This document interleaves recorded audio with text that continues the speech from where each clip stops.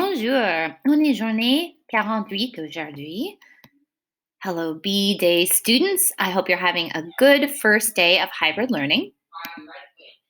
OK, pour notre activité d'échauffement, on va travailler sur les surnoms, nicknames de la Révolution. So, jot down your ideas or just think them to yourself.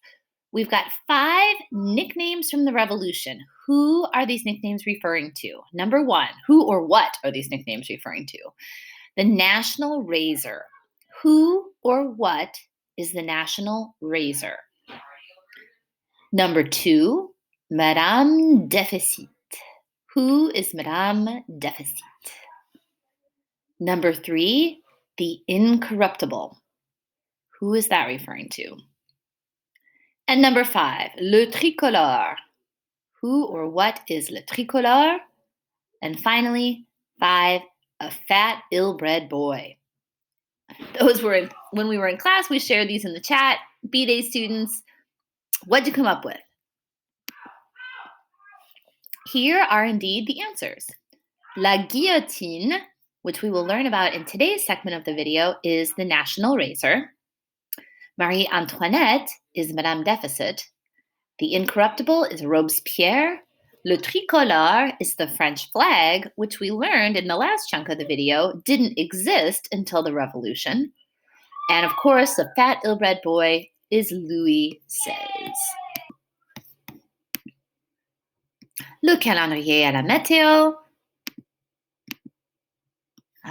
Normalement, ce serait Maya et Jacob. Désolé. Alors, aujourd'hui, on est mardi 16 février 2021. Et le temps qu'il fait, je ne sais pas. I am recording this ahead of time. Mais j'imagine, il fait très froid. C'est possible qu'il neige. Et je ne sais pas s'il y aura du soleil ou des nuages. Alors, la Révolution Française, les objectifs pour aujourd'hui. So, I would like you to make sure that you can explain what La Bastille was and why the French national holiday, which is le 14 juillet, is called Bastille Day by Americans. French do not call it that, but we do. So why? Next objective, explain differences between l'Ancien Régime and la Révolution. L'Ancien Régime, it means former regime or old regime. And so basically, this is how things were before the revolution. So we're going to do a little side-by-side contrast. Next objective, explain who Jean-Paul Marat is and how and why he died and why his death is ironic. And then finally, to describe the escalating violence and complications of the revolution. Today, you're going to watch the next 25 minutes of the video, and you will see that indeed it's getting messy. Okay, so l'agenda pour les élèves de la journée B.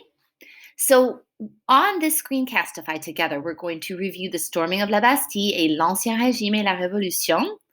Then independently, you're going to watch the next 25 minutes of the video. You're going to start right around minute 40 and go all the way through 1 hour, 5 minutes. There's kind of a natural end there where they talk about Marie Antoinette's son dying. So that's where you're going to stop the video. Then you will take the exit ticket, which is another Canvas quiz with some multiple choice, some open-ended answers. And then finally, those of you who wish to do the retakes for the Lire L'heure quiz, we will be doing those during office hours, which I will be holding Tuesday, Wednesday, and Thursday from 2:20 to 3:30. Okay, so la Bastille est la fête nationale française, le 14 juillet. So just like we have the 4th of July, that is our national holiday, the French have le 14 juillet, the 14th of July, where they celebrate the birth of their modern nation. And so for them, they just call it la fête nationale or le 14 juillet. However, we call it Bastille Day. So why? What was La Bastille? And why is this date, le 14 juillet, important to the French? What happened on that day in 1789? Hopefully, you have some ideas coming to mind, because we did learn about this in the first segment of the video that we watched. So, La Bastille was an old prison in Paris, and it was used as a place of torture by l'Ancien Régime, which is basically the monarchy. So enemies of the king were kept there. It was originally built as a fortress to defend Paris during the Hundred Years' War, which goes way back to the Middle Ages.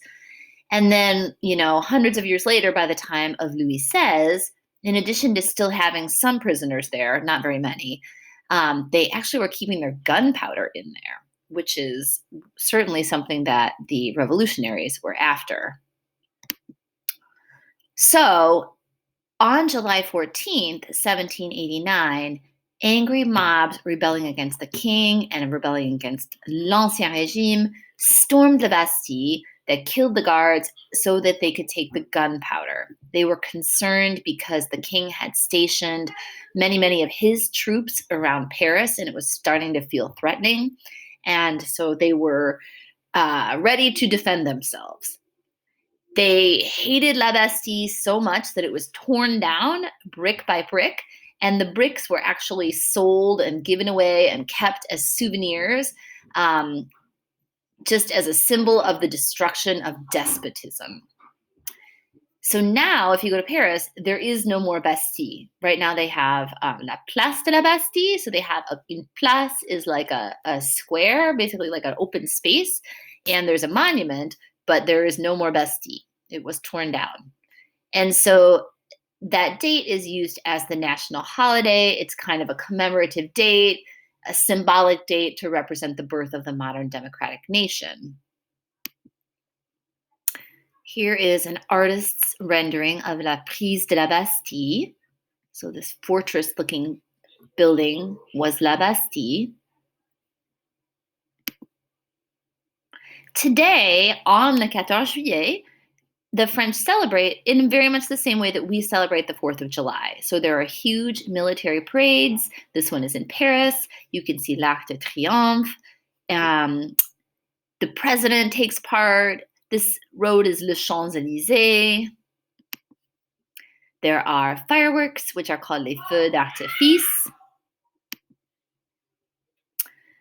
Here's a bonus question for you. Do you remember whose firing by Louis XVI was one of the final straws that triggered the angry mobs to storm La Bastille? He had stationed troops. That made them upset. He had done lots of things to make them upset. But then he fired somebody, and that was it. That really set the people off. Hint, he was Louis's finance minister, and he believed that it was the government's job to ensure the people had enough bread and grain.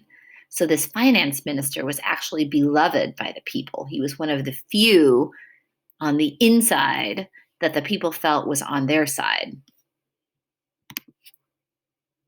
It was Jacques Necker. So when Jacques Necker was fired, that triggered this storming of La Bastille. Okay, so now we're going to take a minute to just contrast l'Ancien Régime et la Révolution. So l'Ancien Régime, this was the established social and political order dating from way back in the Middle Ages through 1789. It consisted of the absolute monarchy at the head of society, and they believed in something called the divine right of kings, which linked politics and religion together. The Catholic Church was very powerful during l'Ancien Régime.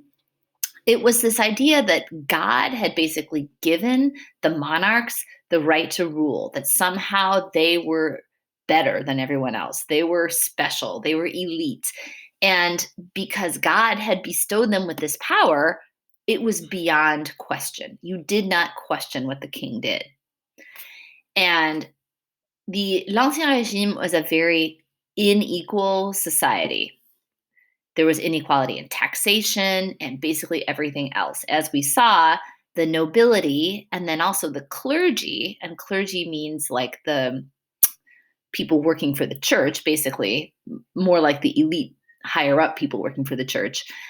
They were two special classes, and then the other 97% of the people, everybody else, lived very impoverished lives. So then comes along, slowly, La Révolution. It was kind of born in the ideas and highly influenced by the Enlightenment.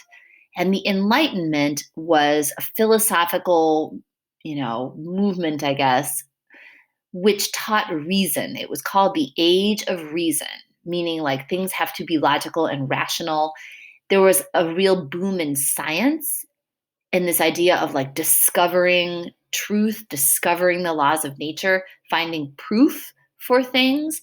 And it was sort of in contrast, and a lot of things went on faith, prior to this. And so the idea that you should find your own truth and prove it rather than just believing in authority and just believing what you are told.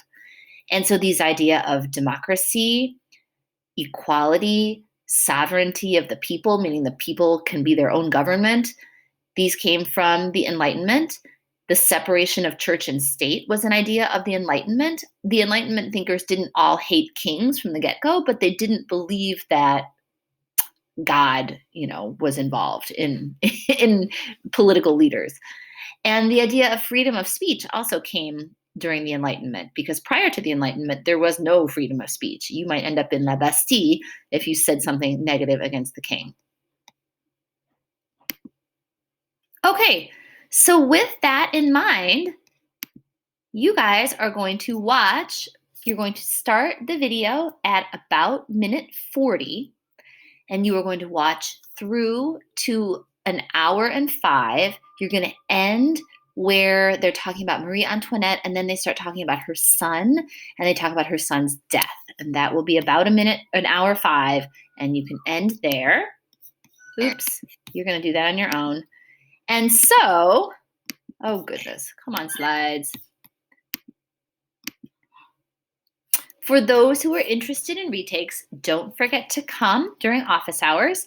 And don't forget for everyone to take your Canvas quiz after you watch the next 25 minutes of the video.